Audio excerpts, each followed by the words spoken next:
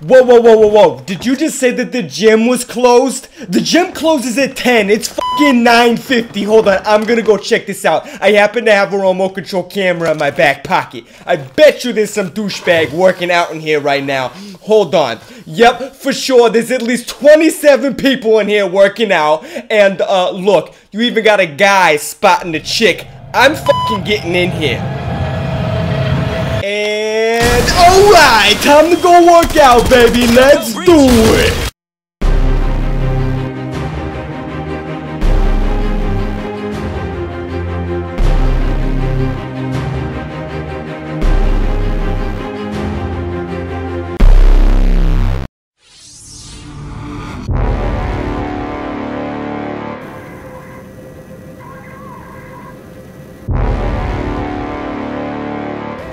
I see the hostage. She's in the kids' room. Oh, cool.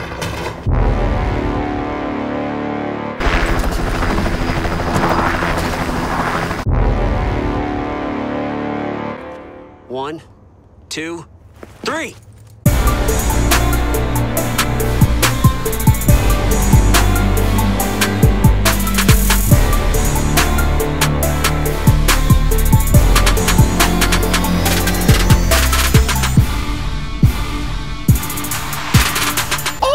Hello there! What's up, guys? Welcome to the first installment of Trailer Breakdowns. Today we're going to be going over the trailer demo for Rainbow Six Siege that was revealed during E3. So let's go ahead and get into it and analyze this thing.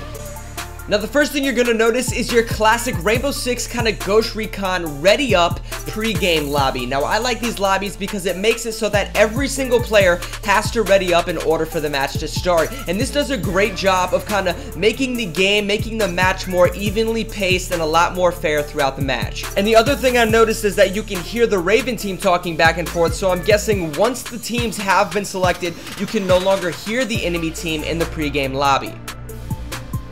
Now, if you were wondering, Ubisoft has said that this is just one of the many game types in Rainbow Six Siege, so don't worry about that. But let's go ahead and slow things down and take a look at what we're seeing here.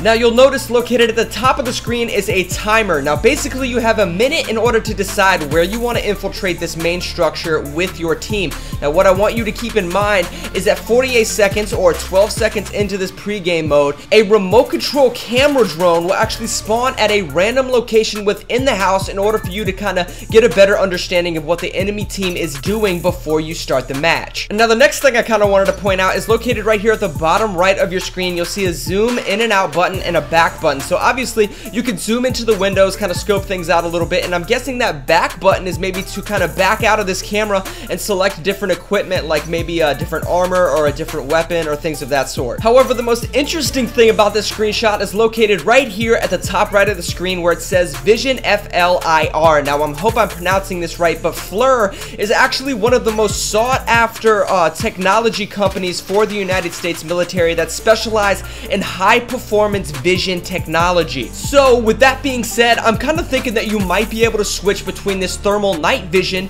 maybe into infrared vision or electromagnetic field vision, or EMF, for those of you that don't know what that is. Alright, my drone spawned on the second floor. So here we go, our drone has spawned and we get our first glimpse at the enemy opponent as they seem to be putting up the first form of defense, which looks like a wooden fence structure. So I wanted to freeze frame as we notice the barbed wire right here because it brings up an interesting subject for the Rainbow Six franchise, which is your health system. Now, in past Rainbow Sixes and or Ghost Recons, they've had an interesting health system for the fact that if you get damaged, you're permanently damaged for the rest of the round. So if that stays true to this game, it's going to be interesting to see if people don't check near their feet, they hit some barbed wire, and then it gives the enemy opponent the advantage he needs to just have to put maybe 1 or 2 bullets in you before you get downed. Now, as we move on here, you know, one thing I really wanted to point out that Ubisoft seems to have done a beautiful job with is the character animations and the AI, and a great example of that is how the female hostage reacts to the drone camera on the floor. It looks fantastic, and I'm interested to see if it continues to impress me throughout the campaign and other game modes.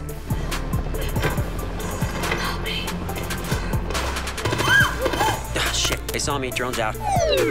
Now, as I freeze frame here, there's three things that I want to point out to you guys. The first of which is the insertion points located in the bottom left corner of the screen.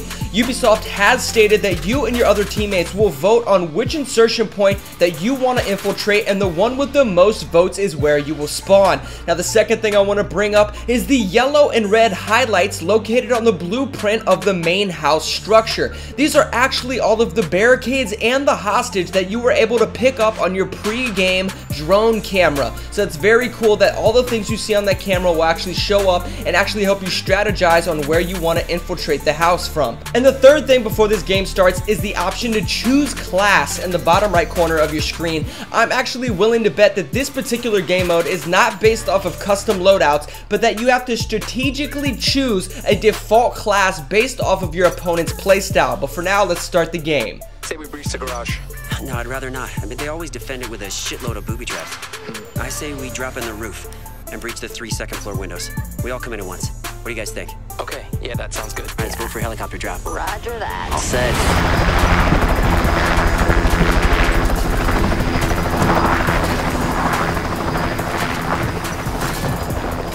So here we are, we've now helicoptered in on top of the roof, and now listen to what our female teammate says. I'm going to my spot. Now, like I said earlier, I think there are a set number of classes to pick from in this game type, and when she says I'm going to my spot, she actually, if you notice later in the demo, is the sniper, and she sets up her sniper rifle in the house across the street. This also shows you that you can actually go outside the house and that the maps are a lot bigger than what they seem. All right, set up. On 3. 1, 2, 3.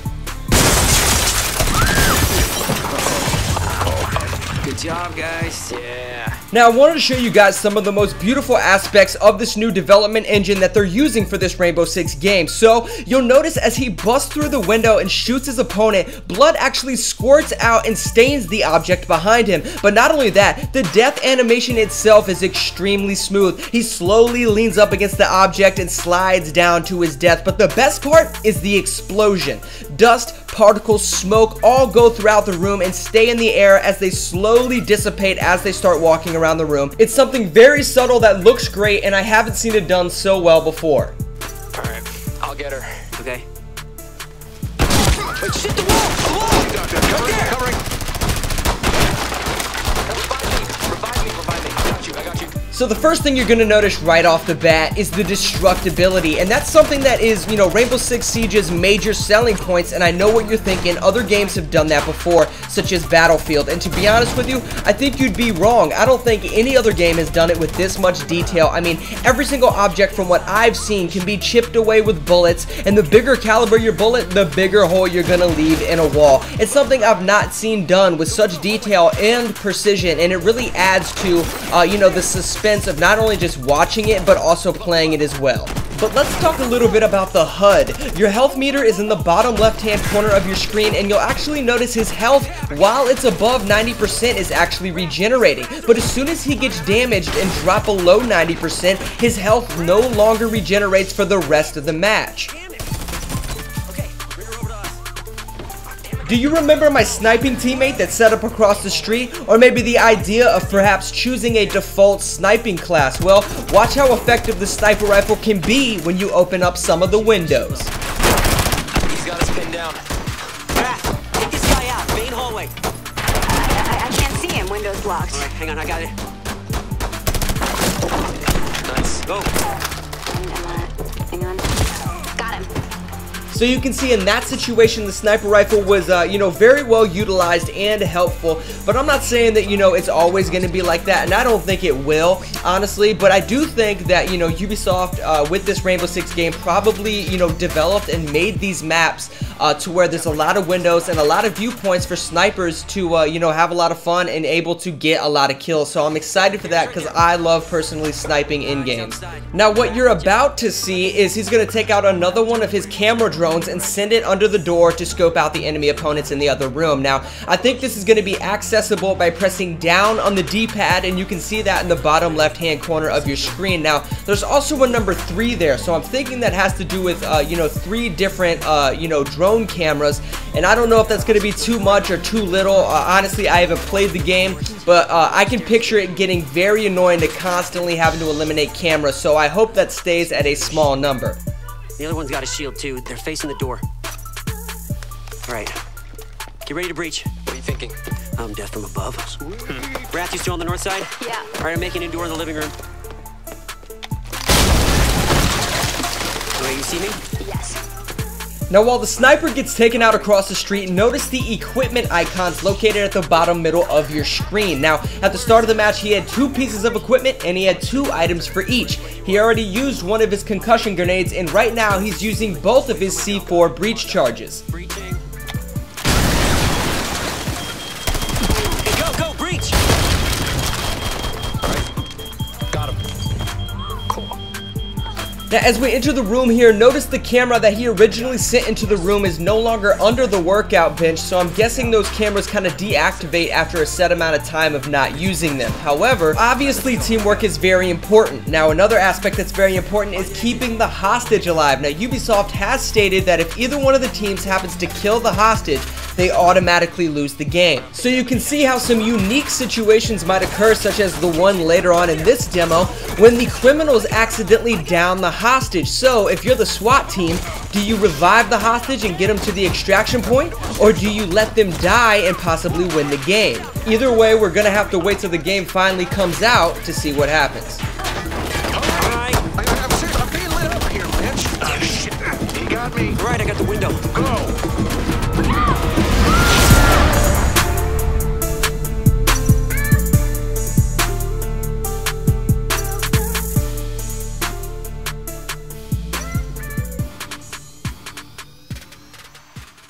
What's up, guys? If you liked the video and you want to see more from Thug Life Gaming, then comment below, click the thumbs up button, share the video with your friends, and if you haven't subscribed to the channel already, but